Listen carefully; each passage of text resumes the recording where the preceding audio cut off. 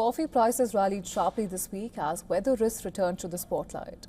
March arabica futures rose nearly 1.5%, while robusta prices also gained before markets shut for the Christmas holiday.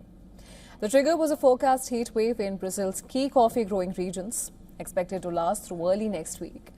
This has raised concerns about crop stress during a critical growing phase. Now, weather volatility is once again emerging as the main driver of short-term price movements.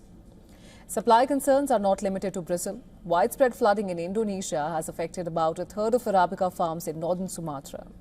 This could cut the country's coffee exports by as much as 15%. At the same time, global inventories remain tight. ICE monitored arabica stocks recently fell to 1 3/4 layer low, while robusta inventories dropped to an 11-month low earlier this month.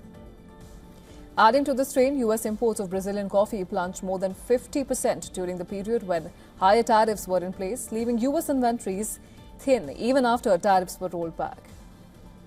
Looking ahead, the supply picture is mixed. Brazil has raised its 2025 production estimate, and Vietnam continues to ramp up robusta output.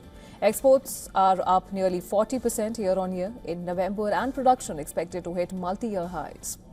The USDA projects recorded global coffee production in 2025 to 26, driven by robusta gains even as arabica output declines. Despite this, ending stocks are forecast to fall, keeping prices supported.